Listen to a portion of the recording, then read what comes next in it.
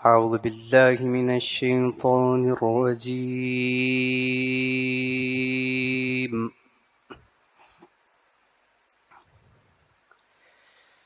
بسم الله الرحمن الرحيم.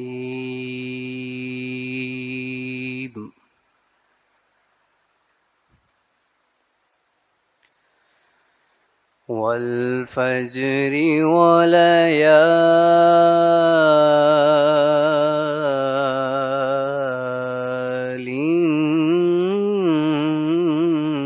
عشر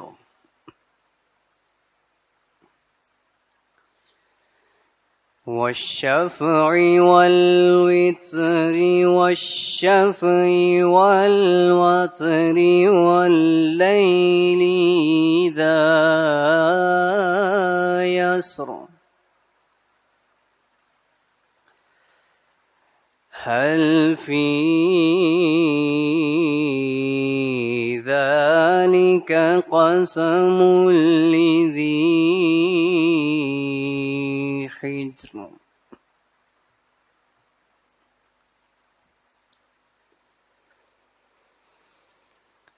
ألم تر كيف فعل ربك بعاد إرم ذات العماد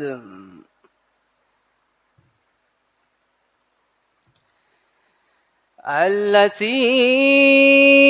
لم يخلق مثلها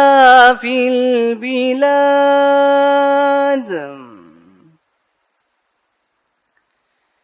وثمود الذين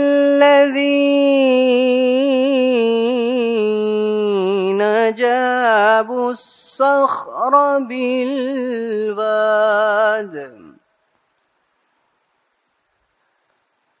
وفرعون ذي الأوتاد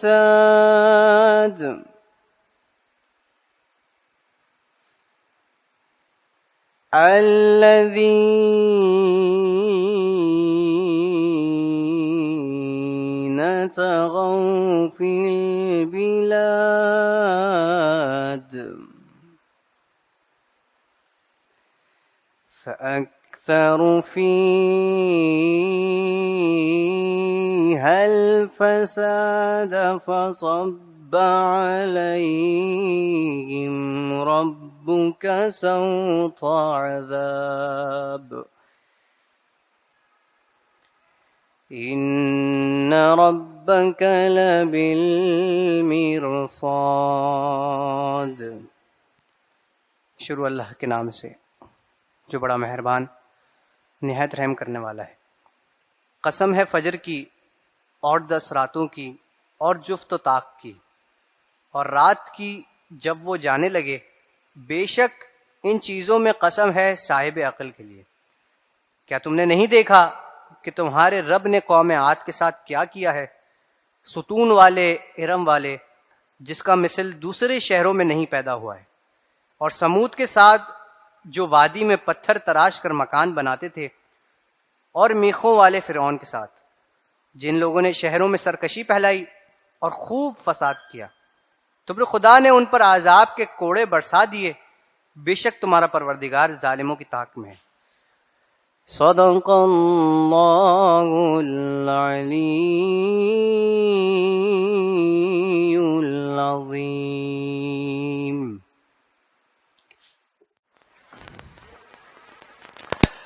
اعوذ باللہ من الشیطان الرجیم. بسم اللہ الرحمن الرحیم. تمام تر تعریفیں اس خدائے بزرگ و برتر کے لیے زیبا ہیں کہ جو قہار بھی ہے، جبار بھی ہے، ستار بھی ہے، رحمان بھی ہے، رحیم بھی ہے اور رب ذوالجلال بھی ہے. وہ رب ہے کہ جو اس کی تعریف کرتا ہے وہ خود لائق تعریف رہ جاتا ہے. اور کیا خوب عظیم شان بیان کی جائے اس عظیم شان کی کہ جس کے قبضہ قدرت میں یہ چرند بھی ہیں، یہ پرند بھی ہیں، یہ انسان بھی ہیں، یہ حیوان بھی ہیں اور یہ تمام جہانوں کے یہ تمام نظام بھی ہیں. درود لا محدود محبوب رب الودود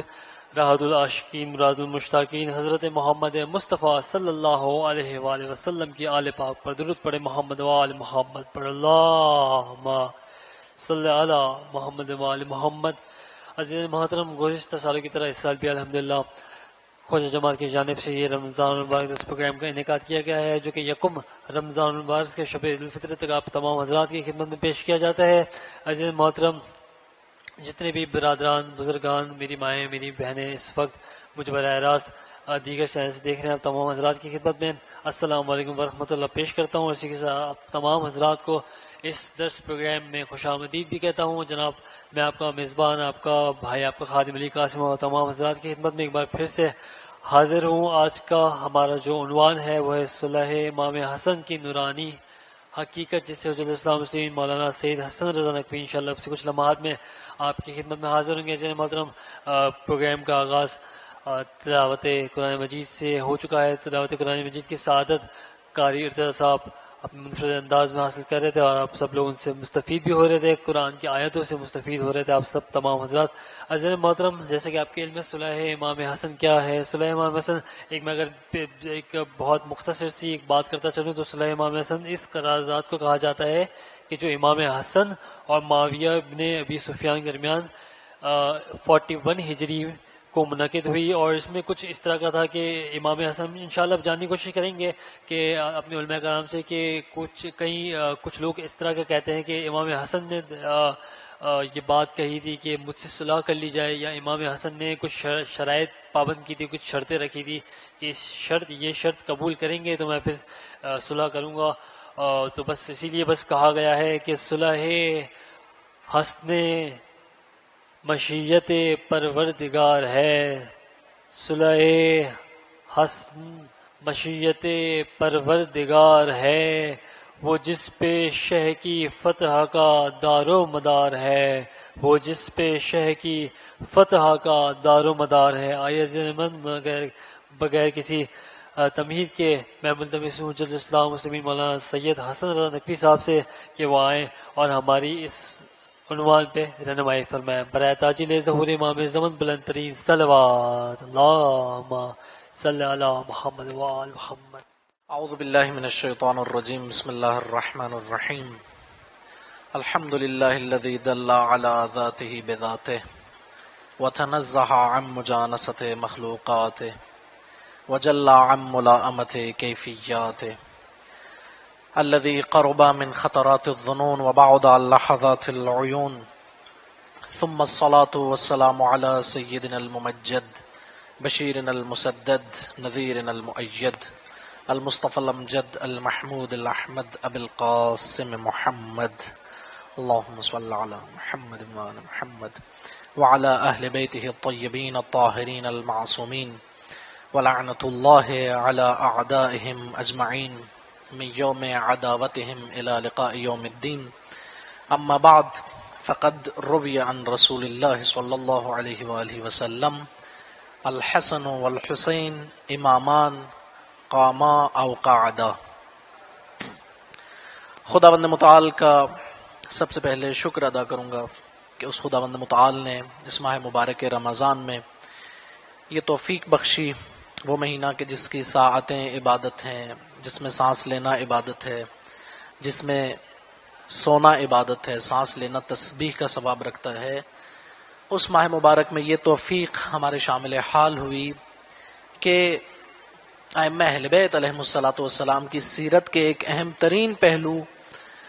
کو ہم ڈسکس کر سکیں اور اس پر گفتگو کر سکیں. رہبر معظم انقلاب کے بقول امام حسن مجتبی علیہ الصلاۃ والسلام کی صلح،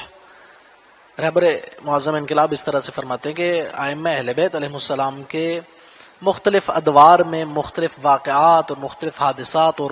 مختلف موقف سامنے آتے رہے، لیکن امام حسن علیہ الصلاۃ والسلام کی جو صلح ہے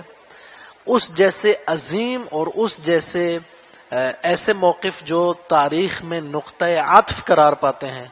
یا ایسے موقف کے جو تاریخ میں ایک ایسے عظیم موقف ہیں جو تاریخ کی جہت کو اور تاریخ کے ہدف کو رقم کرتے ہیں، بہت کم ہیں. لہٰذا اگرچہ امام علیہ الصلاۃ والسلام کی سیرت اور امام علیہ الصلاۃ والسلام کی زندگی کے مختلف پہلو ہیں اور مختلف پہلوؤں پہ گفتگو ہو سکتی ہے، جن میں امام علیہ الصلوۃ والسلام کا علم ہے، امام علیہ الصلوۃ والسلام کی شجاعت ہے، امام علیہ الصلوۃ والسلام کی اپنے زمانے کے امام یعنی امیر المومنین علیہ الصلوۃ والسلام کی فرما برداری اور نصرت ہے، امام علیہ الصلوۃ والسلام کا اخلاق ہے، عاجزی و انکساری ہے، سخاوت و جود و کرم ہے کہ جس کی بنا پر آپ کو کریم اہل بیت کہا گیا. لیکن وہ اہم ترین سیاسی اور اجتماعی موقف جو امام علیہ الصلوۃ والسلام کا ہے وہ صلح امام حسن علیہ الصلوۃ والسلام کے عنوان سے ہمارے سامنے آتا ہے. آپ دیکھیے کہ کسی بھی ایک دو مقدمے اور ایک دو تمہیدی باتیں عرض کرنا چاہوں گا اور اس کے بعد صلح امام حسن علیہ الصلوۃ والسلام کی طرف ہم آئیں گے. سب سے پہلی بات یہ ہے کہ کسی بھی موقف جو ائمہ اہل بیت علیہ السلام کا موقف ہے یا کسی بھی نبی اور رسول کا موقف ہے، اس کو ڈسکس کرنے سے پہلے، اس کو سمجھنے اور تجزیہ و تحلیل کرنے سے پہلے یہ بات ذہن نشین رہنی چاہیے کہ جب ہم کسی الہی شخصیت یا الہی تحریک کو یا الہی نہضت کو یا کسی الہی موقف کو ڈسکس کرتے ہیں اور اس کے حوالے سے بحث و گفتگو کرتے ہیں، تو ہماری جو معرفت شناسی ہے، ہماری جو سورس آف نالج یا انفارمیشن ہے جس کی بنیاد پر ہم تجزیہ و تحلیل کر رہے ہوتے ہیں، وہ ظاہری اور مادی نہیں ہونا چاہیے، بلکہ اس کے اندر جو اہم ترین عنصر ہے وہ ہمارے ذہن میں یہ ہو کہ یہ شخصیت ایک الہی شخصیت ہے جس کا غیب کے ساتھ ارتباط ہے، جس کا یا وحی الہی کے ساتھ یا الہام خداوندی کے ساتھ ارتباط ہے، اس کا علم خداوند متعال کے ساتھ متصل ہے، اور یہ اپنی پریکٹیکل لائف میں عصمت کے مرحلے اور مرتبے پر فائز ہے. اگر آپ کسی شخصیت اور کسی تحریک کو اس طرح سے دیکھتے ہوئے تجزیہ اور تحلیل کریں گے تو واضح ہے کہ آپ کا جو تجزیہ اور تحلیل ہے اس شخصیت یا اس موقف کے بارے میں یا اس تحریک اور نہضت کے بارے میں وہ تبدیل ہو جائے گا. اور اگر آپ ایک ظاہری اور مادی کیلکولیشن دیکھیں گے تو ممکن ہے کہ وہاں پر تجزیہ اور تحلیل میں کوئی غلطی ہو. دوسری بات اہم جو تمہید کے طور پر اور مقدمہ کے طور پر ذکر کرنا ضروری ہے وہ یہ کہ ائمہ اہل بیت علیہ الصلوۃ والسلام وہ ہستیاں اور وہ شخصیات ہیں کہ جن کے حوالے سے روایات میں کہا گیا کہ کلہم نور واحد، یہ سب کے سب ایک نور ہیں. اور روایات میں اس طرح سے بھی نقل کیا ہے اہل بیت علیہ السلام سے کہ اولنا محمد، اوسطنا محمد، آخرنا محمد، کلنا محمد، ہمارا پہلا بھی محمد ہے، میانہ بھی محمد ہے، آخری بھی محمد ہے، ہم سب کے سب محمد ہیں.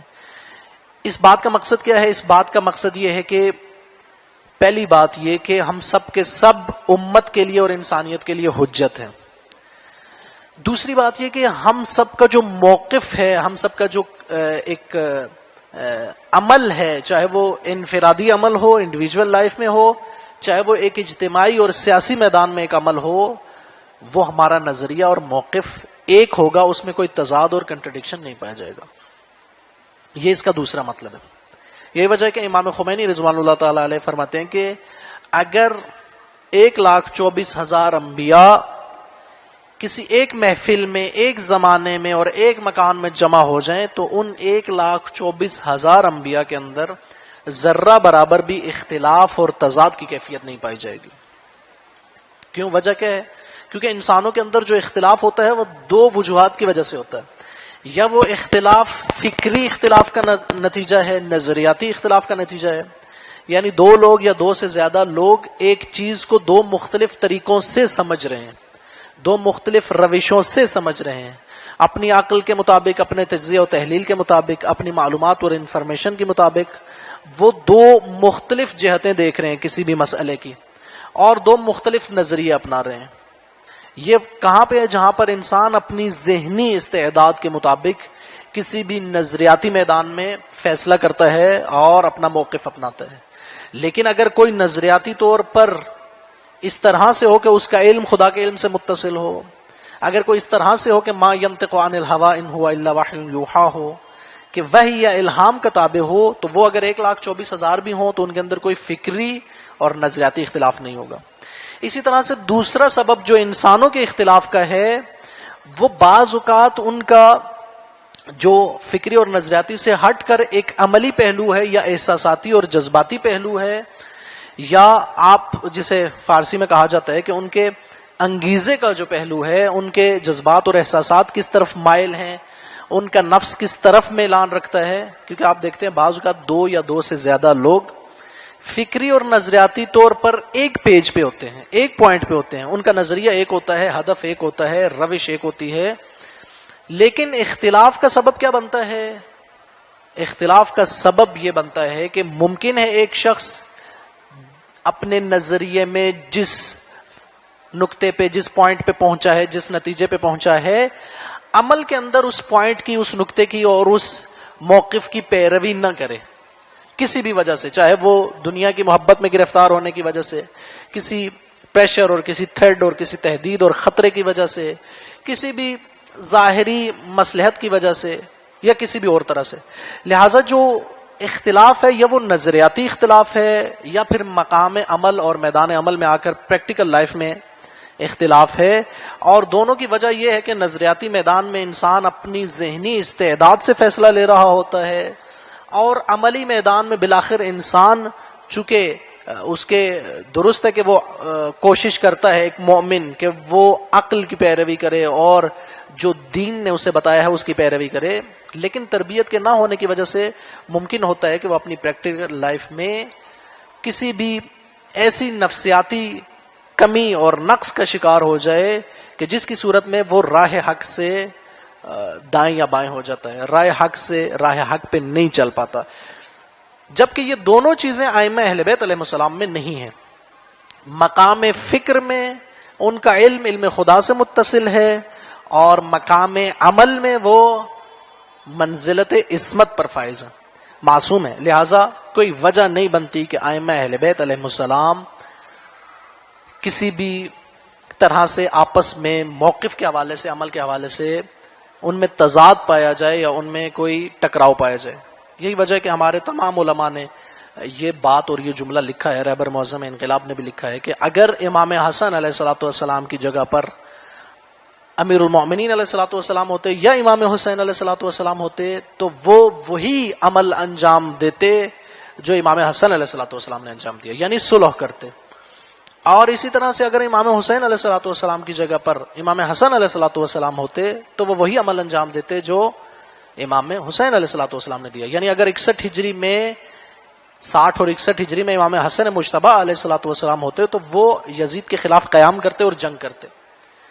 اس کو سمجھنے کے لیے جو رہبر معظم انقلاب نے فارمولہ دیا اور قاعدہ دیا وہ بہت خوبصورت ہے، کہ جو آغا کی کتاب بھی چھپ کے آئی 250 سالہ انسان کے عنوان سے. آپ فرماتے ہیں کہ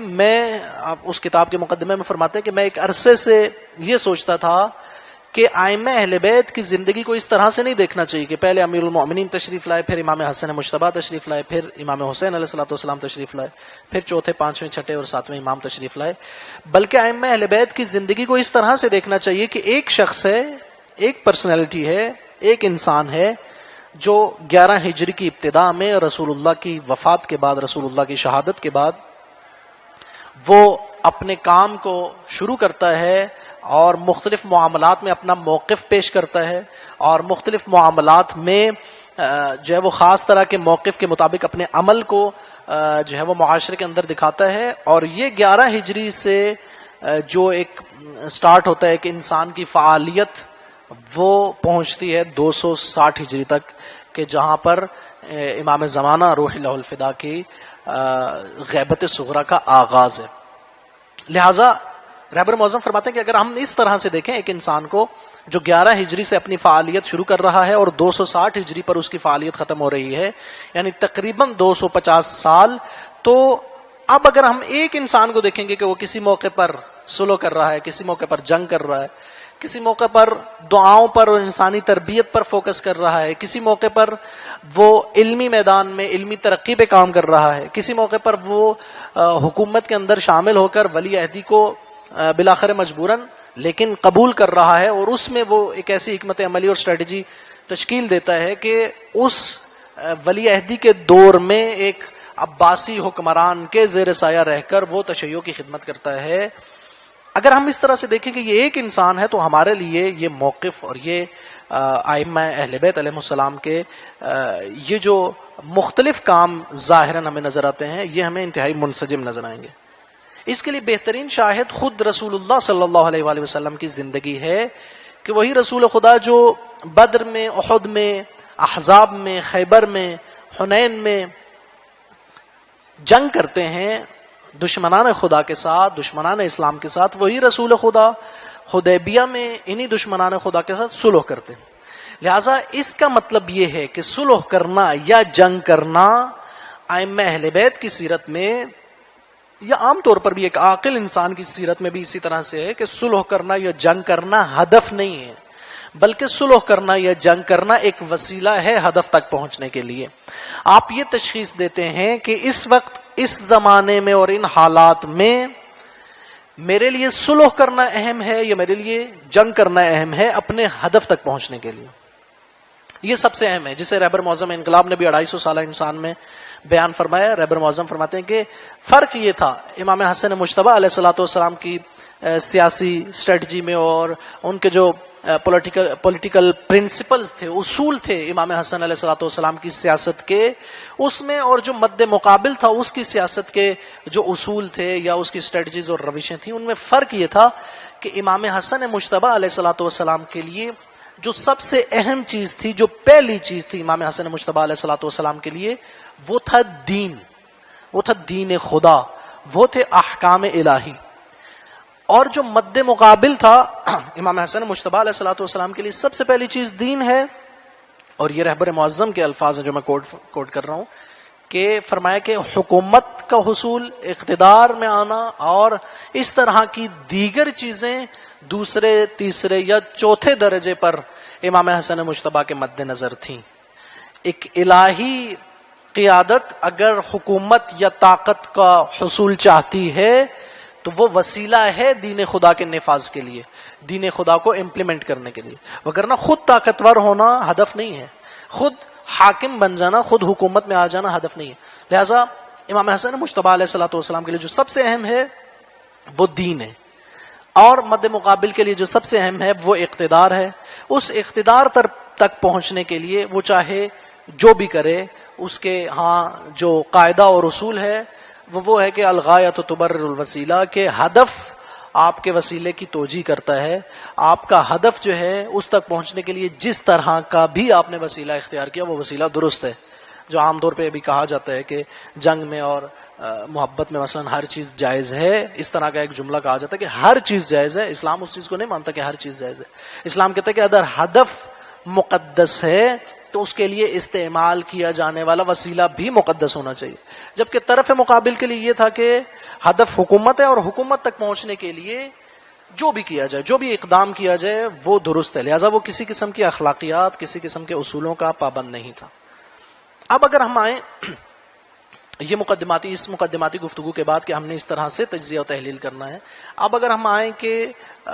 تاریخی لحاظ سے کہ امام حسن مجتبی علیہ الصلوۃ والسلام کس وقت خلافت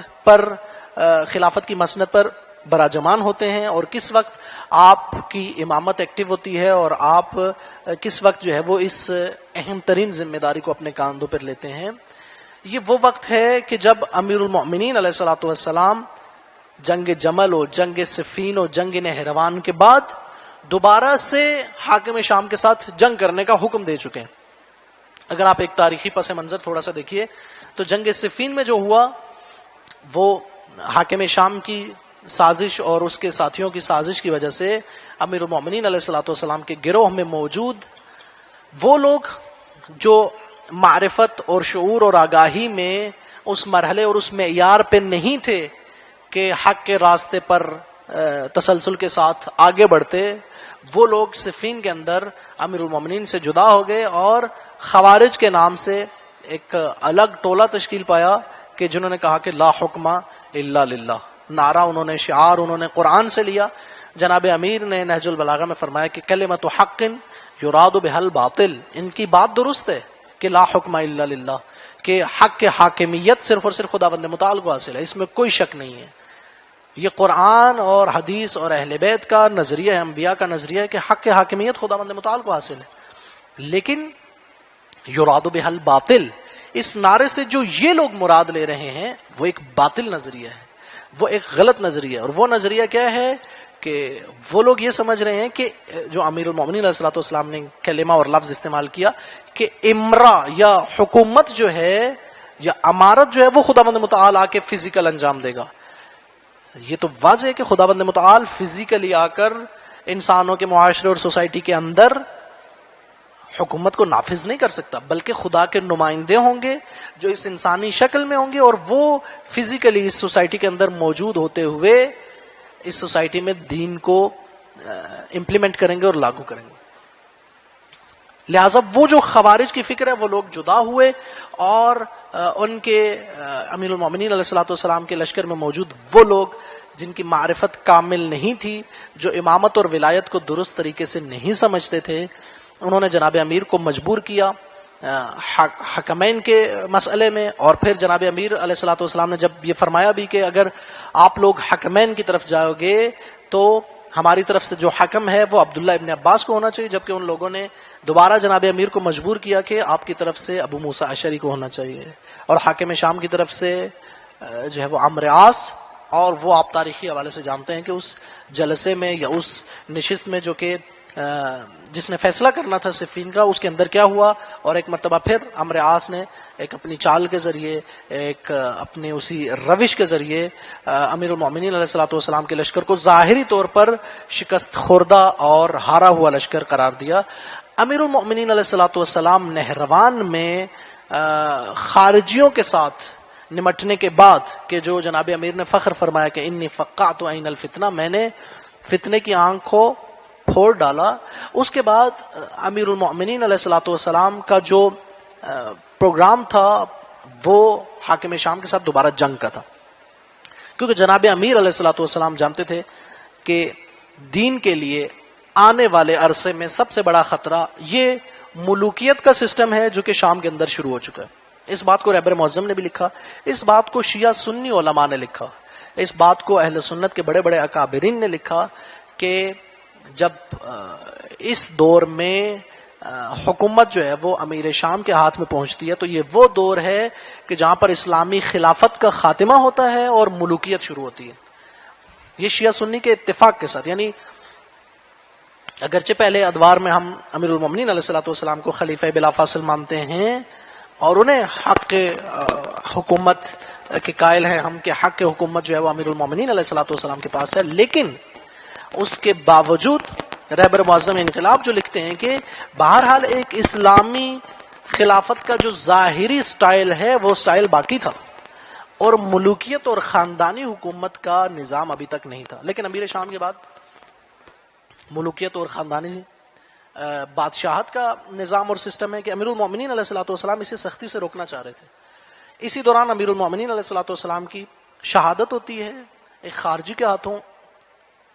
عبد الرحمن ابن ملجم کے ہاتھوں. اور امام حسن مجتبی علیہ الصلوۃ والسلام وہ جو پہلا خطبہ ارشاد فرماتے ہیں امیر المومنین علیہ الصلوۃ والسلام کی شہادت کے بعد، وہ پہلا خطبہ ہی جہاد کے متعلق ہے. یعنی جب تشریف لاتے ہیں امیر المومنین علیہ الصلوۃ والسلام کی تدفین کے اگلے دن مسجد کوفہ کے اندر، تو وہاں پر جو خطبہ شروع کرتے ہیں اور اپنے اہل بیت کی فضیلت کو بیان کرتے ہیں، اہل بیت رسول کی فضیلت کو، اس کے بعد جس چیز پر زور دیتے ہیں اور پورا خطبہ جس چیز کے متعلق ہے وہ جہاد پر تشویق کرتے ہیں اور لوگوں کو آمادہ اور تیار کرتے ہیں جہاد کے لیے، اور فرماتے ہیں کہ امیر المومنین علیہ الصلوۃ والسلام کا وہ جو کام ادھورا رہ گیا ہے، یعنی حاکم شام کے خلاف لشکر کشی کرنا اور اس سے شام کی حکومت کو لینا اور شام کو باقاعدہ طور پر اسلامی خلافت اور امامت کے زیر اثر لینا، اس کام کو ہم نے انجام دینا. تاریخی کہتی ہے کہ امام حسن مجتبی علیہ الصلوۃ والسلام کے خطاب کے بعد پورا کوفہ آمادہ ہوتا ہے، پورے کوفہ کا جو ہے وہ گروہ در گروہ مختلف قبائل آتے ہیں، امام علیہ الصلوۃ والسلام کے ہاتھ پر بیعت کرتے ہیں، تلواریں نکالتے ہیں اور وہ آمادہ ہوتے ہیں کہ امام علیہ الصلوۃ والسلام کے ہم رکاب ہو کر امیر شام کے خلاف جہاد کریں. اب جب امام علیہ الصلوۃ والسلام اپنے لشکر کو بھیجتے ہیں تو وہ تاریخی تفاصیل جو ظاہراً آپ کے اذہان عالیہ میں ہیں، امام علیہ الصلوۃ والسلام جب بھیجتے ہیں تو وہاں پر کیا ہوتا ہے، امام علیہ الصلوۃ والسلام عبید اللہ ابن عباس کو اپنا لشکر کا سربراہ بنا کر بھیجتے ہیں، اپنا علمبردار بنا کر بھیجتے ہیں، 2 لوگوں کو عبید اللہ ابن عباس کا نائب بنا کر بھیجتے ہیں. اب ہوتا یہ ہے کہ عبید اللہ ابن عباس کے پہنچتے ہی اب یہ جو امیر شام کے لشکر نے جو کیا، جو ان کی اسٹریٹجی تھی، اس اسٹریٹجی کو آپ دیکھیے. پہلے میں کلی طور پر، مجموعی طور پر اگر عرض کروں تو اسے بزرگان نے فرمایا ہے. آیت اللہ مصباح یزدی کی ایک کتاب ہے تحریک کربلا کے تجزیہ اور تحلیل پر، بہت خوبصورت کتاب جس کا فارسی میں نام ہے آز رخشی دیگر از آسمان کربلا، آسمان کربلا سے ایک روشنی، جس کا اردو میں ترجمہ بنتا ہے، یا ایک نورانیت آسمان کربلا سے. تو اس میں وہ فرماتے ہیں کہ ہمیشہ جو باطل تحریکوں کی اسٹریٹجی ہوتی ہے اس کے حوالے سے وہ فرماتے ہیں، اور پھر اس کے مقابلے میں فرماتے ہیں کہ حق کی جو تحریک ہے یا جو نہضت حق ہے ہمیشہ اس کی اسٹریٹجی کیا ہوتی ہے، یا اس کی کاؤنٹر اسٹریٹجی کیا ہوتی ہے، جوابی حکمت عملی کیا ہوتی ہے باطل کی تحریکوں کے لیے. آیت اللہ مصباح یزدی فرماتے ہیں کہ باطل کی تحریک ہمیشہ 3 چیزوں کو وسیلہ اور ذریعہ بناتی ہے، اور فارسی میں وہ تینوں چیزوں کو جو عنوان دیتے ہیں، تینوں تا سے شروع ہوتے ہیں: تحدید، تطمیع اور تبلیغ. تحدید سے مراد ہے تھریٹ کرنا، پریشرائز کرنا، کسی کو اس طرح سے جو ہے وہ اس پر پریشر ڈالنا کہ اس کو جانی خطرہ ہو، اس کو مالی خطرہ ہو، اس کو عزت و ناموس کا خطرہ ہو، یہ تحدید ہے. پھر تطمیع، البتہ اگر اس طرح سے عرض کرنا چاہوں ترتیب وار، تو پہلے باطل کی تحریکیں سب سے پہلے کوشش کرتی ہیں کہ تطمیع کریں، یعنی لالچ دیں. طمع اور لالچ کے ذریعے سے، اشرفیوں کے ذریعے سے، بیت المال کے دروازے کھولنے کے ذریعے سے، لوگوں کو مال و دولت تقسیم کرنے کے ذریعے سے لوگوں کے دلوں کو اپنی طرف موڑیں، یا لوگوں کو ظاہری طور پر کم از کم اپنے ساتھ ملائیں. اگر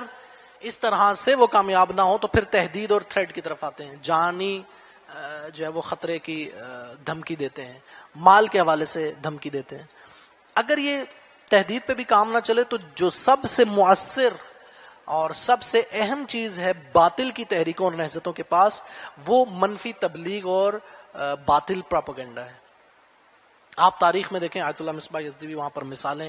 بیان فرماتے ہیں. آپ تاریخ میں دیکھیں کہ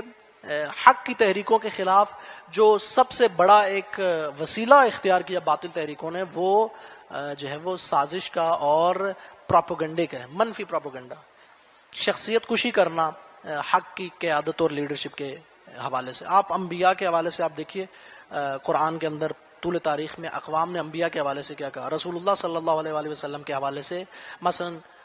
قرآن نے جو نقل کیا کہ یا نعوذ باللہ مجنون کہا، یا شاعر کہا کہ یہ شاعر ہے، اس کے پاس نہیں جانا، یہ آپ کو جو ہے وہ بہکا دے گا، یہ آپ کو گمراہ کر دے گا. نعوذ باللہ یہ کہا گیا کہ یہ مجنون ہے، یا نعوذ باللہ یہ کہا گیا کہ یہ جادوگر ہے، یہ ساحر ہے. یہ 3 طرح کے الفاظ رسول خدا صلی اللہ علیہ وآلہ وسلم کے لیے قرآن نے نقل کیے کہ کفار اور مشرکین ان کو استعمال کرتے تھے، کہ یا ساحر کہا، یا جو ہے وہ مجنون کہا، یا شاعر کہا. کس لیے؟ تاکہ رسول اللہ کی پرسنالٹی کو اس طرح سے مسخ کیا جائے، اس طرح سے داغدار کیا جائے، اس طرح سے ایک منفی شخصیت پیش کی جائے سوسائٹی اور معاشرے میں، کہ معاشرے کے عام لوگ رسول اللہ کے قریب نہ آ سکیں. کیونکہ انہیں معلوم تھا کہ جب لوگ قریب آتے تھے، حتیٰ قریش کے بڑے بڑے سردار جب قریب آتے تھے اور رات کو گلیوں میں چھپ کے رسول اللہ کی تلاوت سنتے تھے، تو بعد میں کہتے تھے کہ ما ھذا کلام البشر، یہ انسان کا کلام نہیں ہو سکتا، یہ ایسا عجیب و غریب کلام ہے کہ انسان کا کلام نہیں ہو سکتا. لہٰذا رسول اللہ کی منطق سے، رسول اللہ کے کلام سے، رسول اللہ کی لاجک سے اور رسول اللہ کے پیغام کی عقلانیت سے جب ڈرتے تھے تو وہ یہ کرتے تھے کہ رسول اللہ کے خلاف سازش کرتے تھے. امیر المومنین علیہ الصلوۃ والسلام کے حوالے سے بھی اسی طرح سے علماء نے اس کو تحریر کیا، رہبر معظم نے بھی نقل کیا کہ جب شام کے اندر یہ خبر پہنچی کہ امیر المومنین علیہ الصلوۃ والسلام مسجد کوفہ میں محراب عبادت میں نماز فجر کے وقت شہید ہوئے، تو وہاں کی ایک بڑی تعداد نے یہ کہا کہ علی مسجد میں کیا کر رہے تھے. اس کا مطلب یہ ہے کہ ان لوگوں کو یہ بتلا دیا گیا تھا کہ علی ابن ابی طالب نعوذ باللہ ایک غیر دینی شخصیت ہے، جس کا نماز و روزہ و حج و زکوٰۃ سے کوئی تعلق نہیں ہے، جس کا قرآن سے کوئی تعلق نہیں. یہ تاریخ کا ظلم ہے اور تاریخ کی عبرت ہے کہ انسانی معاشروں میں اس طرح سے پروپیگنڈا کیا جائے کہ وہ ہستی جس کے بارے میں رسول اللہ نے فرمایا تھا کہ یہ حق کے ساتھ ہے اور حق اس کے ساتھ ہے، یا یہ قرآن کے ساتھ ہے اور وہ قرآن کے ساتھ ہے، اس کے حوالے سے معاشرہ یہ سوال کرے کہ یہ مسجد میں کیا کر رہے تھے، مسجد میں ان کا کیا کام تھا. یہ واقعاً انتہائی مظلومانہ اور انتہائی ایک ایسا پہلو ہے کہ جو انتہائی دردناک اور عبرتناک پہلو ہے کہ آنے والی نسلیں اس سے عبرت لیں کہ کس طرح سے ایک مقدس ترین ہستی کو پروپیگنڈا کے ذریعے سے ایک انتہائی دین سے لا تعلق شخصیت کر کے پیش کیا جاتا ہے۔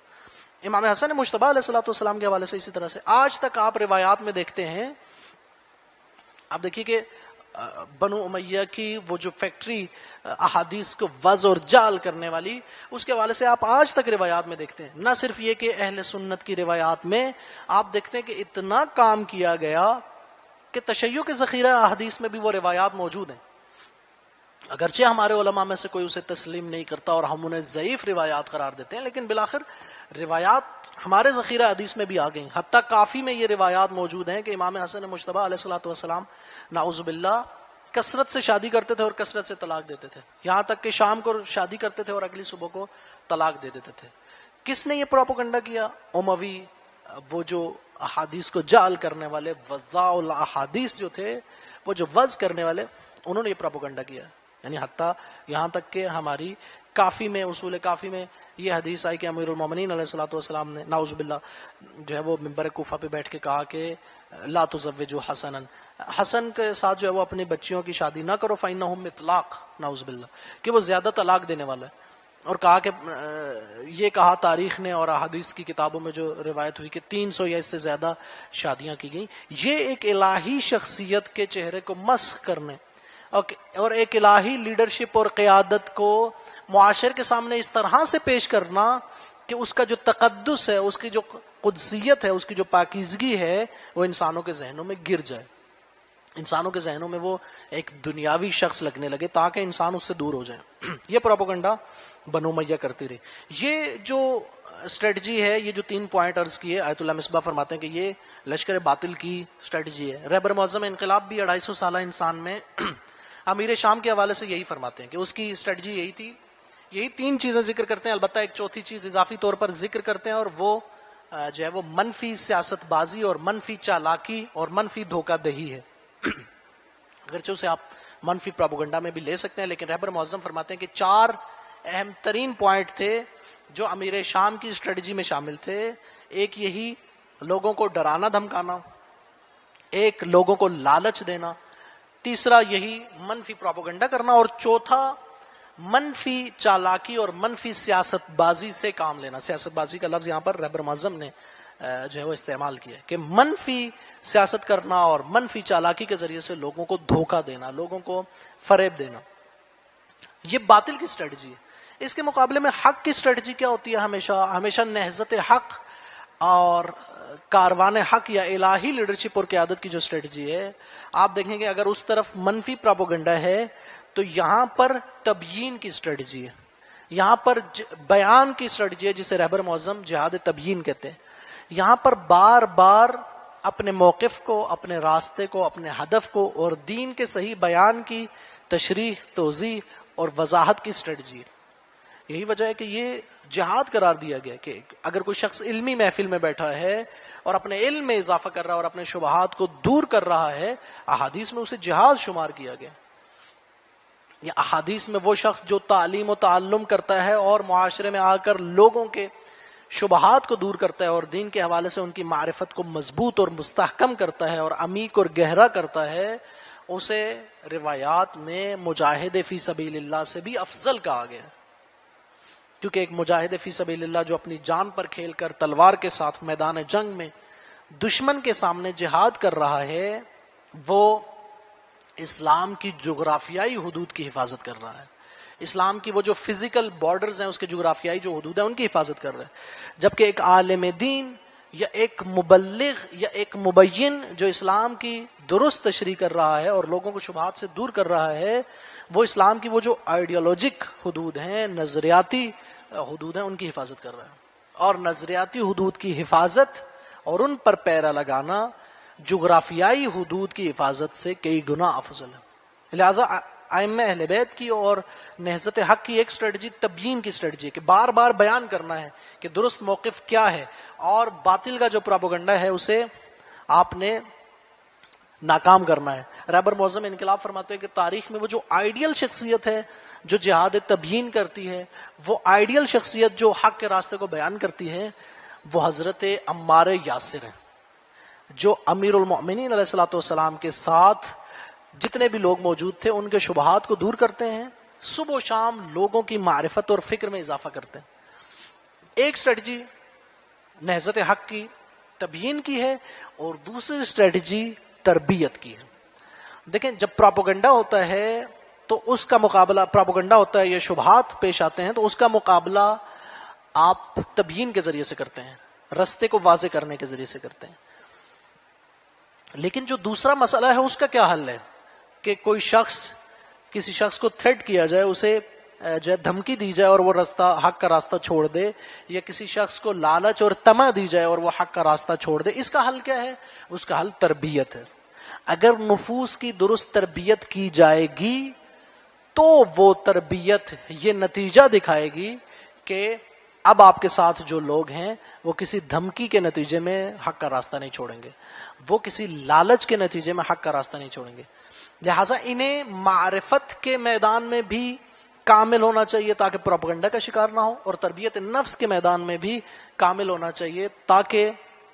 کسی لالچ اور دھمکی کا شکار نہ ہو۔ یہی وہ دو پارٹس ہیں اور یہی دو وہ اسٹریٹجیز ہیں جن کے بارے میں امیر المومنین علیہ الصلوۃ والسلام نے فرمایا تھا کہ لا يحمل هذا العلم الا اهل البصر والصبر۔ اس علم کو، نصرت اسلام کے علم کو، اس اسلام کی اجتماعی اور سیاسی اسٹرگل کے علم کو اور پرچم کو نہیں اٹھا سکتا مگر وہ شخص جس کے پاس دو صفات ہوں، ایک اس کے پاس بصیرت ہو اور دوسرا اس کے پاس صبر ہو۔ بصیرت کے ذریعے سے غلط پروپیگنڈے کو پہچان لے گا، غلط سیاست کو پہچان لے گا، منفی چالاکی اور دھوکے اور فریب کو پہچان لے گا، اور راہ حق پر رہے گا اور راہ باطل سے جدا اور دور رہے گا، اور صبر کے ذریعے سے دھمکیوں کا مقابلہ کر لے گا، جانی اور مالی نقصان کا مقابلہ کر لے گا۔ وہ لالچ جو دی جا رہی ہے اس کے مقابلے میں جو نفس اس کو اس لالچ کی طرف مائل کر رہا ہے، اس نفس کو روک لے گا صبر کے مرحلے پر۔ لہٰذا اگر انسان کے یہ دو پارٹ درست کر لیے جائیں، جو ایک اس کا تھیوریٹیکل پارٹ ہے اس میں وہ بصیرت کے مقام پر آ جائے، اور جو اس کا پریکٹیکل پہلو اور پارٹ ہے اس میں وہ صبر کے مقام پر آ جائے، تو یہ وہ اسٹریٹجی ہے جس میں ایک نہضت حق، ایک الہی لیڈرشپ جو ہے وہ عمار یاسر، ابو ذر غفاری اور مالک اشتر جیسے لوگوں کی تربیت کرتی ہے۔ امام حسن مجتبی علیہ الصلوۃ والسلام اب جب بھیج رہے ہیں اپنے لوگوں کو تو معاویہ نے کیا کیا؟ امیر شام نے یہ کیا کہ سب سے پہلے ایک پروپیگنڈا شروع کیا کہ حسن مجتبی جنگ نہیں چاہتے بلکہ وہ صلح کر لیں گے، بلکہ میدان میں موجود لوگوں سے کہا کہ آپ تو یہاں جنگ کرنے کے لیے بیٹھے ہو جبکہ آپ کے امام نے صلح کر لی ہے۔ اب یہ جو پروپیگنڈا تھا اس کی وجہ سے امام کے لشکر کی ایک بڑی تعداد کے پائے ثبات میں لغزش آئی اور ان کے استحکام میں کمی واقع ہوئی، اور ان کے دل تھوڑے سے متردد ہوئے کہ یہ واقعاً اگر امام علیہ الصلوۃ والسلام نے صلح ہی کرنی ہے تو ہم جنگ کیوں کریں۔ پھر عبید اللہ ابن عباس کو، اب دیکھیے یہ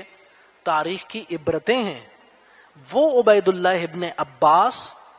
کہ جو امیر المؤمنین علیہ الصلوۃ والسلام کے صحابی ہیں اور جو امیر المؤمنین علیہ الصلوۃ والسلام کے دور حکومت میں بحرین کے گورنر ہیں، جنہوں نے امیر المؤمنین علیہ الصلوۃ والسلام کے ساتھ دو اپنے بیٹوں کی شہادت کا نذرانہ پیش کیا ہے، دو بیٹے شہید دیے ہیں، وہ جب امیر شام کی چالاکیوں کے مقابلے میں آتے ہیں اور کچھ شک و شبہات جو ہے پروپیگنڈے کے نتیجے میں پیدا ہوتے ہیں اور کچھ جو ہے وہ مال بھیجا جاتا ہے، عبید اللہ ابن عباس کے پاس ایک خط بھیجا جاتا ہے رات کے وقت اور مال بھیجا جاتا ہے اور کہا جاتا ہے کہ اگر ہمارے ساتھ آ کے مل جاؤ گے تو اس سے زیادہ مال تمہیں دیا جائے گا اور ہماری حکومت میں تمہیں حصہ دیا جائے گا، وگرنہ اگر ہمارے خلاف کھڑے رہو گے تو امام حسن تو صلح کر لیں گے لیکن اس کے انجام کو تم خود بھگتو گے اور اس کو دیکھو گے۔ لہٰذا وہ راتوں رات اپنے لشکر کو چھوڑ کر امیر شام کے ساتھ جا کے مل جاتا، اور پھر اس کے بعد دوسری بھی چند بڑی شخصیات جو ہے وہ امام حسن مجتبی علیہ الصلوۃ والسلام کے لشکر کو چھوڑ کر امیر شام کے لشکر کی طرف چلی جاتی ہیں، اور لوگ جو ہے وہ منتشر ہو جاتے ہیں، لشکر منتشر ہو جاتا ہے، اور امام علیہ الصلوۃ والسلام جو پہلا ہدف رکھتے تھے وہ ہدف جو ہے وہ کامیاب نہیں ہو پاتا۔ یہ ایک اور مقدماتی گفتگو میں عرض کرنا چاہ رہا تھا، لیکن اگر یہاں پر آپ بریکٹ کے درمیان اس ایک بات کو سن لیجئے کہ ائمہ اہل بیت علیہ السلام یا جو الہی قیادت ہے انبیاء کی صورت میں ہو یا ائمہ اہل بیت علیہ السلام کی صورت میں ہو، ان کی اپنی اسٹریٹجیز ہوتی ہیں، ان کی اپنی حکمت عملی ہوتی ہے، اور وہ ہمیشہ فعال کردار ادا کرتے ہیں، منفعل کردار ادا نہیں کرتے. یعنی وہ ہمیشہ اپنے دشمن کو، دشمن خدا کو اپنی اسٹریٹجی کے ذریعے سے شکست دیتے ہیں. دشمن خدا انہیں اپنی اسٹریٹجی کے ذریعے سے شکست نہیں دے سکتا. مگر یہ کہ ہاں ایک چیز یہ ہوتی ہے کہ امام علیہ الصلوۃ والسلام ایک خاص طریقے کے ذریعے سے، ایک خاص وسیلے کے ذریعے سے، ایک خاص پروگرام کے ذریعے سے دشمن خدا کو شکست دینا چاہ رہے ہیں، اور وہ ممکن ہے شکست جلدی دے دی جائے دشمن خدا کو. جیسے امام حسن مجتبیٰ علیہ الصلوۃ والسلام یا امیر المومنین علیہ الصلوۃ والسلام اپنے دور کے آخری دنوں میں امیر شام کو جنگ کے ذریعے سے شکست دے کر شام کو اسلامی حکومت اور خلافت کے انڈر لانا چاہتے تھے. لیکن بعض اوقات عوام کا ساتھ نہ دینے کی وجہ سے، اب اس میں امام کی قدرت میں کمی اور نقص نہیں ہے، بلکہ خداوند متعال کی سنت اور طریقہ یہ ہے کہ ہادیان برحق جب دین کی تبلیغ کریں گے اور ظلم کا مقابلہ کریں گے تو وہاں پر معجزے کا استعمال نہیں کریں گے. معجزے کا استعمال اپنی حقانیت کے لیے بعض جگہوں پر کریں گے، لیکن ایک کلی اور ایک عمومی جو روش ہے اور اسلوب ہے اس میں وہ معجزے کا استعمال نہیں کریں گے. ورنہ امام حسین علیہ الصلوۃ والسلام کربلا میں معجزے کا استعمال کر سکتے تھے، لیکن معجزے کا استعمال کرنا امام کی ڈیوٹی نہیں ہے یہاں پر، بلکہ یہاں پر امام کا امتحان ہے اور امت کا بھی امتحان ہے. لہٰذا اگر عوام ساتھ نہیں دے گی تو جس طرح سے امیر المومنین علیہ الصلوۃ والسلام 25 سال حکومت سے دور رہے، اگرچہ حکومت امیر المومنین علیہ الصلوۃ والسلام کا حق تھا، یا جس طرح سے امام حسن علیہ الصلوۃ والسلام نے صلح فرمائی، اگرچہ حکومت امام حسن کا حق تھا، عوام ساتھ نہیں دے گی تو امام اپنی اس پہلی اسٹریٹجی سے پیچھے ہٹ جاتا ہے. لیکن ایسا نہیں ہے کہ امام ناکام ہو گیا ہے اپنے ہدف اور مقصد میں. امام وہ حالات اور واقعات جب امام کے گرد دائرہ تنگ کرتے ہیں اور امام کا ایک آپشن جو ہے وہ اسے امام استعمال نہیں کر سکتے، مثلا جنگ کے آپشن کو، تو اب امام کسی دوسرے آپشن کے ذریعے سے لشکر باطل کو شکست دیتے ہیں. بالکل اسی طرح سے جس طرح سے رسول اللہ صلی اللہ علیہ وآلہ وسلم جب جا رہے تھے مکہ حج کرنے کے لیے تو مشرکین مکہ نے حج نہیں کرنے دیا اور رسول اللہ کو واپس آنا پڑا، اور ایک صلح نامہ سائن کر کے رسول اللہ واپس آ گئے. ظاہری آنکھیں یہ دیکھ رہی تھی کہ رسول اللہ ناکام ہو گئے. یہی وجہ ہے کہ رسول اللہ کے ساتھیوں میں سے بعض نے کہا کہ جتنا شک ہمیں آج کے دن آپ کی نبوت پہ ہوا ہے اتنا پہلے کبھی نہیں ہوا. لیکن حقیقت کیا تھی اور ایک الہی بصیرت کا تقاضا کیا تھا؟ وہ یہ تھا کہ جنگ بدر و احزاب و خیبر کی فتح پر جو آیت قرآن کی نہیں اتری وہ صلح حدیبیہ کے موقع پر اتری کہ انا فتحنا لک فتحا مبینا. فتح سورہ فتح کی پہلی آیت کہ اے رسول ہم نے آپ کو فتح مبین، کھلی کامیابی عطا کی ہے. اس کا مطلب ہے کہ قرآن کے مطابق صرف اور صرف جنگ کے ذریعے سے لشکر حق فتح حاصل نہیں کرتا، بلکہ بعض اوقات ظاہری طور پر لشکر حق صلح کر رہا ہوتا ہے لیکن حقیقی طور پر لشکر حق فاتح قرار پاتا ہے اور دشمن کو شکست فاش دے رہا ہوتا ہے اپنی صلح کے ذریعے. بالکل اسی طرح سے امام حسن علیہ الصلوۃ والسلام کی صلح. امام علیہ الصلوۃ والسلام کا لشکر جب منتشر ہوتا ہے تو اب امام علیہ الصلوۃ والسلام کے پاس جنگ کا آپشن نہیں ہے. امام علیہ الصلوۃ والسلام کی ایک مظلومیت ہے اور اس مظلومیت کی وجہ لوگوں کے اندر بصیرت اور معرفت کا نہ ہونا ہے. اپنے ساتھی آ کر خیمے پہ حملہ کرتے ہیں، امام علیہ الصلوۃ والسلام نماز پڑھ رہے ہیں، امام علیہ الصلوۃ والسلام کے پاؤں کے نیچے سے مسلح کو چھینتے ہیں اور امام علیہ الصلوۃ والسلام کے لشکر کا ایک فرد امام علیہ الصلوۃ والسلام کے پاہ مبارک پر، امام کے مقدس پاؤں پر خنجر کے ذریعے سے وار کرتا ہے. امام علیہ الصلوۃ والسلام زخمی ہو جاتے ہیں. آپ مظلومیت دیکھیے کہ امام کے اصحاب میں سے شیعوں میں سے ایک شخص آ کے کہتا ہے نعوذ باللہ من ذالک یا مذل المؤمنین، اے مؤمنین کو صلح کے ذریعے سے نعوذ باللہ ذلیل کرنے والے. کتنا سخت ہے ایک الہی کی عادت اور لیڈرشپ کے لیے، کتنی مظلومیت اور غربت ہے کہ اپنے لوگ معرفت اور بصیرت کے نہ ہونے کی وجہ سے امام علیہ الصلوۃ والسلام کو مذل کہہ رہے ہیں نعوذ باللہ، جبکہ امام حقیقت میں معز المؤمنین ہے، مؤمنین کو عزت بخشنے والا ہے. بڑی بڑی شخصیات، یہاں تک کہ تاریخ کی مختلف کتب نے لکھا کہ حضرت حجر ابن عدی جیسی عظیم شخصیت، امیر المومنین کے عظیم صحابی جو بعد میں شہید بھی ہوئے، اس وقت تھوڑا سا لڑکھڑائے صلح کے وقت، تھوڑا سا شک اور شبہ میں گرفتار ہوئے، لیکن اس وقت تبیین کا بہترین کام جو کر رہے تھے وہ امام حسین علیہ الصلوۃ والسلام کر رہے تھے۔ حضرت حجر کو امام حسین علیہ الصلوۃ والسلام نے سمجھایا۔ یہ سب سے بڑی دلیل ہے کہ امام حسین علیہ الصلوۃ والسلام بھی اگر اس دور میں ہوتے امام تو وہ بھی صلح فرماتے، کیونکہ امام حسن علیہ الصلوۃ والسلام کی صلح کا مسلسل دفاع کر رہے ہیں، اور مسلسل امام حسن علیہ الصلوۃ والسلام کی صلح کے حوالے سے لوگوں کو اور اپنے شیعیان کو سمجھا رہے ہیں۔ لہٰذا امام علیہ الصلوۃ والسلام مدائن شفٹ ہوئے۔ امام علیہ الصلوۃ والسلام نے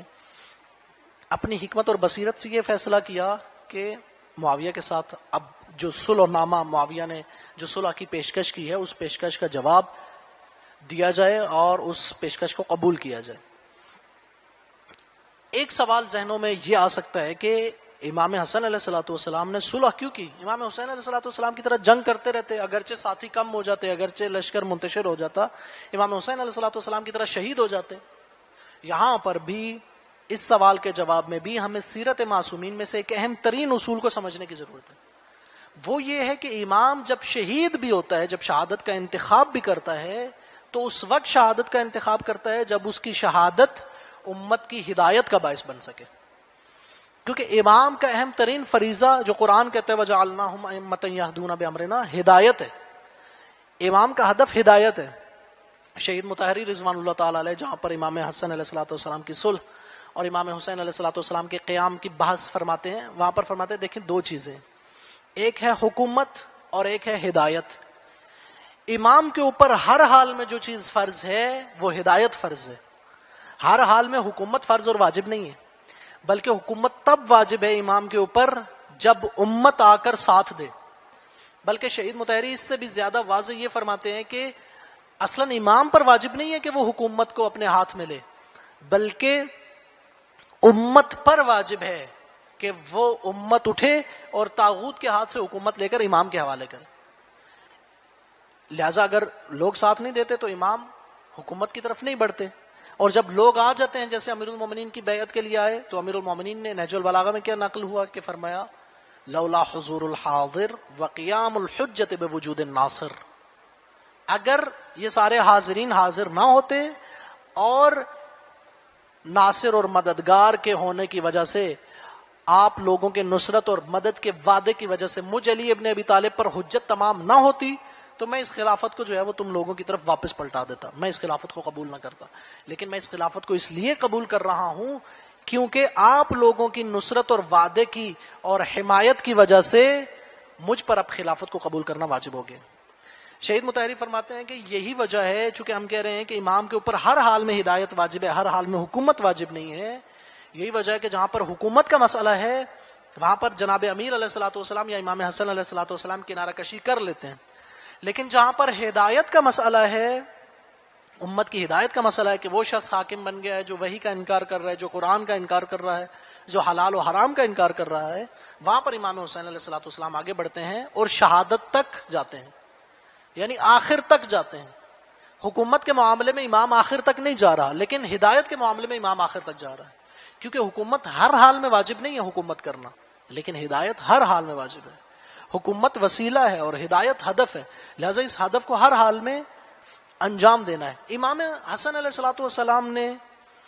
کیوں شہادت کا انتخاب نہیں کیا؟ اس کا جواب رہبر معظم انقلاب 250 سالہ انسان میں دیتے ہیں، فرماتے ہیں کہ اگر امام حسن علیہ الصلوۃ والسلام اپنی بصیرت سے جانتے تھے کہ اگر امام حسن علیہ الصلوۃ والسلام ابھی جنگ کریں گے تو امام حسن علیہ الصلوۃ والسلام اپنے سارے خانوادے کے ساتھ شہید ہو جائیں گے، پہلی بات۔ دوسری بات یہ کہ امام حسن علیہ الصلوۃ والسلام کی شہادت کی وجہ سے لشکر باطل رسوا نہیں ہوگا، بلکہ معاملہ برعکس ہو جائے گا۔ امام جانتے تھے کہ امیر شام کا پروگرام اور پلان یہ ہے کہ امام کے اپنے ساتھیوں میں سے ہی کسی کے ذریعے سے امام کو شہید کروا دیا جائے، زہر دلوا کے یا کسی بھی اور طریقے سے، اور جب امام حسن مجتبی شہید ہو جائیں تو امیر شام، یہ رہبر معظم کے الفاظ ہیں کہ ممکن ہے امیر شام امام حسن مجتبی کے لیے مجلس ترحیم رکھوا لیتا اور وہاں پر گریہ کرتا شام کے اندر بیٹھ کے کہ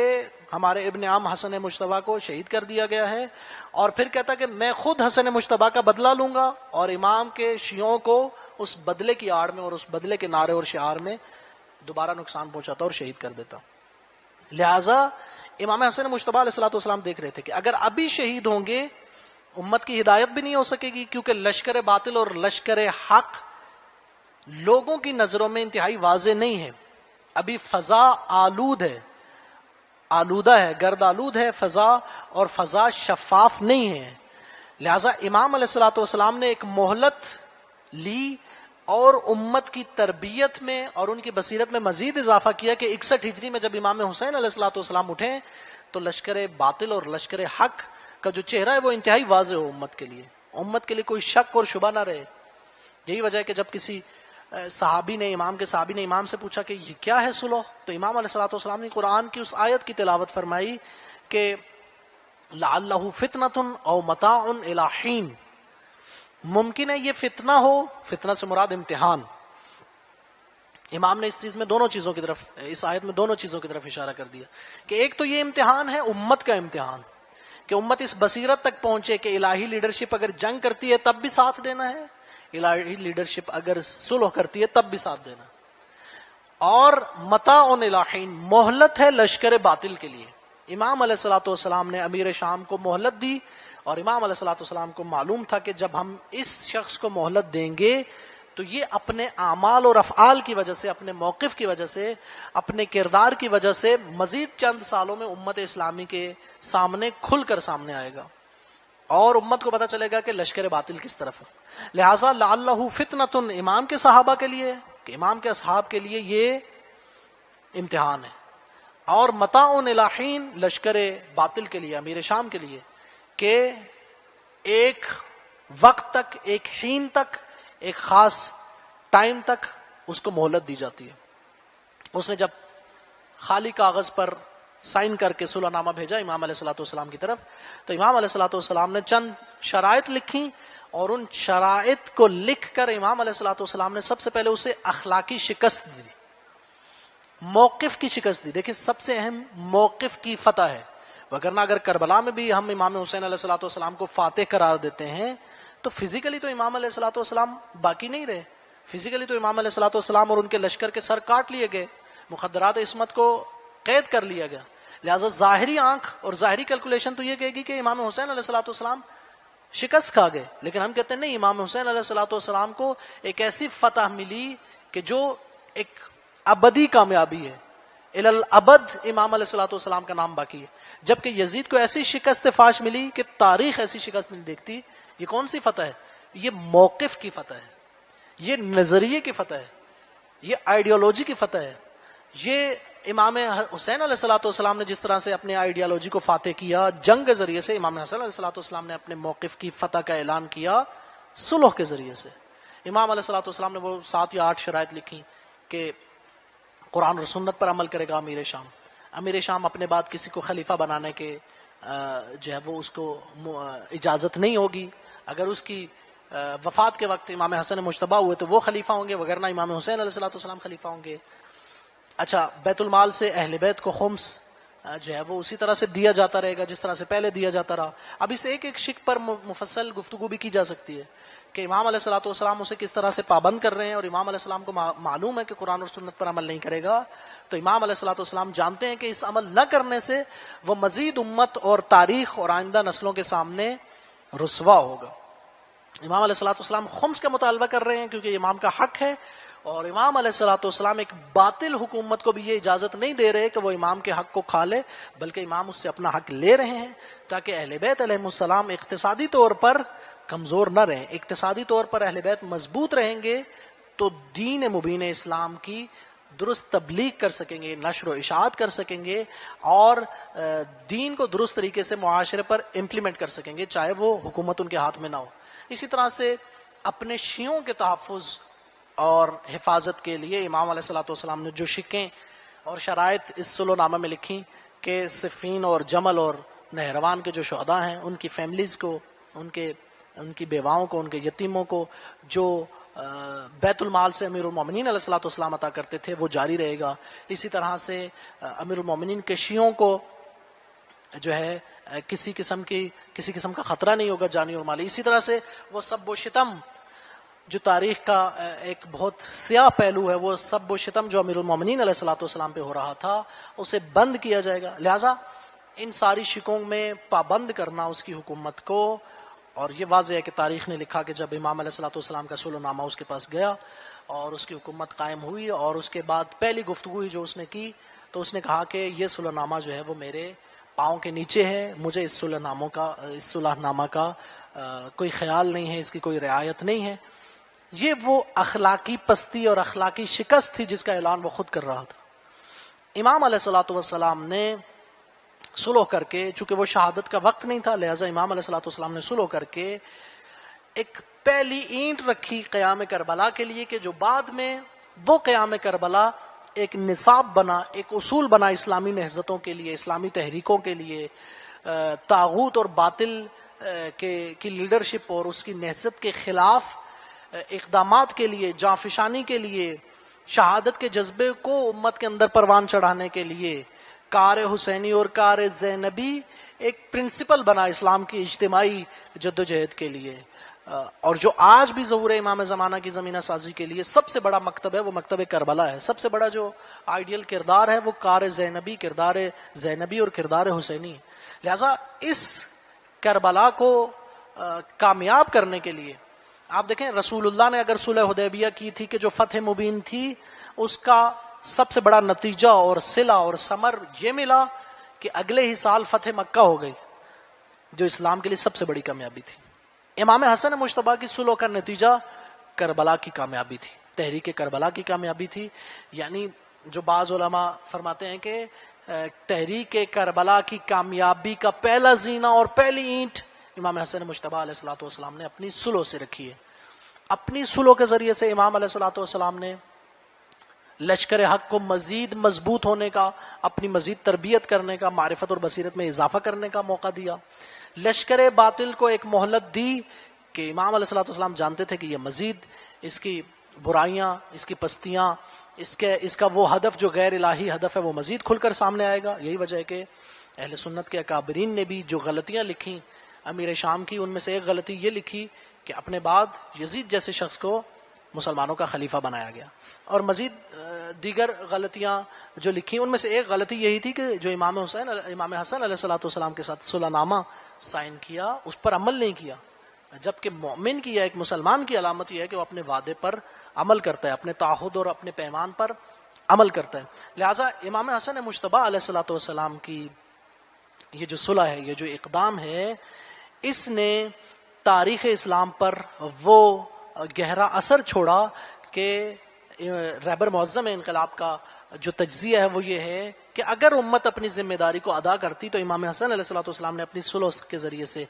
وہ سیاسی اقدام کیا تھا اور وہ ماحول بنایا تھا کہ 70 ہجری تک اہل بیت کی حکومت نے قائم ہونا تھا۔ اور یہ ائمہ اہل بیت علیہ السلام کی روایات میں ہے کہ صلح امام حسن علیہ الصلوۃ والسلام کے بعد خدا کی مرضی یہ تھی کہ 70 ہجری تک اہل بیت کی حکومت قائم ہو جائے، لیکن 61 ہجری میں جب امام حسین علیہ الصلوۃ والسلام کے ساتھ امت ظلم کرتی ہے، انہیں قتل کرتی ہے اور شہید کرتی ہے، تو خداوند متعال ایک مرتبہ پھر غضبناک ہوتا ہے اور خداوند متعال اس 70 ہجری کی حکومت کو لے جاتا ہے 140 ہجری تک، اور بعد کے مظالم کی وجہ سے وہ حکومت مزید ڈیلے ہوتی ہے، مزید متاخر ہوتی ہے، اور آپ دیکھیے کہ آج تک وہ حکومت علوی، وہ حکومت اسلامی قائم نہیں ہو سکی ایک معصوم کے ہاتھ سے، کیونکہ امت آج تک اپنے وظیفے کو اور اپنی ذمہ داری کو ادا نہیں کر رہی۔ البتہ اس میں بحثیں ہیں، ممکن ہے بعض ذہنوں میں یہ سوال اٹھے کہ اس سے مراد کیا ہے کہ خدا چاہتا تھا کہ 70 ہجری میں حکومت علوی قائم ہو اور قائم نہیں ہوئی، کیونکہ وہ جو خدا کی چاہت ہے، جو خدا کے فیصلے ہیں وہ دو طرح کے ہیں، یا خدا کا جو قضا و قدر ہوتی ہے وہ حتمی ہوتی ہے یا غیر حتمی ہوتی ہے۔ جو حتمی ہوتی ہے اس کے لیے علماء نے اور احادیث نے لوح محفوظ کا مقام ذکر کیا ہے، اور جو غیر حتمی ہے اس کے لیے لوح المحو والاثبات کو ذکر کیا ہے کہ بعض اوقات خدا کا ایک فیصلہ ہوتا ہے وہ بعض شرائط پر مبتنی ہوتا ہے۔ مثلا خداوند متعال لوح المحو والاثبات میں یہ لکھتا ہے کہ اگر فلاں شخص صدقہ دے گا تو فلاں حادثے سے بچ جائے گا، اب اگر وہ صدقہ نہیں دے گا تو وہ اس حادثے سے نہیں بچے گا۔ اسی طرح سے خدا نے یہ لکھا تھا کہ اگر امت نے ساتھ دیا تو امام حسن کی صلح اتنا بڑا اور اتنا جو ہے وہ پر اثر اقدام تھا، اتنا بہترین اقدام تھا کہ 70 ہجری تک حکومت جو ہے وہ امام حسین علیہ الصلوۃ والسلام کے ہاتھوں میں آنی تھی اور بنو امیہ مکمل طور پر آشکار ہونے تھے، لیکن امت نے دوبارہ اپنے وظیفے اور اپنی ذمہ داری کو ادا نہیں کیا، اور کربلا کا سانحہ ہوتا ہے۔ کربلا کے سانحے کی وجہ سے درست ہے کہ حکومت علوی ظاہری طور پر اور فزیکلی تو قائم نہیں ہوتی، امپلیمنٹیشن نہیں ہوتی دین مبین اسلام کی، لیکن امام حسین علیہ الصلوۃ والسلام جو فتح رقم کرتے ہیں وہ مکتب علوی کے پرنسپلز اور اصولوں کی فتح تھی، وہ مدرسہ اہل بیت اور مکتب اہل بیت کے جو ہے وہ جو موقف، جو ہدف اور جو طریقہ کار تھا اس کی فتح تھی، اور یزید کو شکست فاش جو ہے وہ قیامت تک کے لیے آنے والے اہل بیت کے خلاف کھڑے ہونے والے مکتب اور نہضت باطل، تحریک باطل اور طاغوتوں کے لیے ایک شکست فاش تھی۔ امام حسن مجتبی علیہ الصلوۃ والسلام کی سلوک کے حوالے سے گفتگو تو مزید بھی کی جا سکتی ہے، خود اسباب کو مزید کھولا جا سکتا ہے، شرائط اور جو شکیں لکھی گئی ایک ایک پر گفتگو کی جا سکتی ہے، اثرات پر گفتگو کی جا سکتی ہے، لیکن دامن وقت میں جو گنجائش ہے اس میں اسی پر اکتفا کریں گے، اور امید ہے کہ ہم نے ایک بہتر انداز میں امام حسن مجتبی علیہ الصلوۃ والسلام کی صلح کو سمجھا ہوگا۔ البتہ معرفت میں مزید بہتری لانے کی گنجائش موجود ہے، اور یہ معاشرہ اور امت جب اس معرفت تک پہنچیں گے کہ امام جو کر رہا ہے، جو کرنا چاہ رہا ہے اسے امت سمجھ لے، یعنی امت عمار یاسر جیسی بن جائے، تو انشاءاللہ امام زمانہ روح لہ الفدا اپنے ظہور میں تعجیل فرمائیں گے، اور اس امت کی حکمرانی اور اس امت کی لیڈرشپ کے لیے، اس امت کی قیادت کے لیے خود تشریف لائیں گے، اور وہ عادلانہ نظام جسے رہبر معظم انقلاب حکومت علوی کہتے ہیں، جس کے لیے امام حسن مجتبی نے کوششیں کی، امام حسین علیہ الصلوۃ والسلام نے کوششیں کی، اور تمام ائمہ نے کوششیں کی، وہ انشاءاللہ قائم و دائم رہے گی۔ والسلام علیکم ورحمۃ اللہ وبرکاتہ۔ محمد وعلی محمد صلوات۔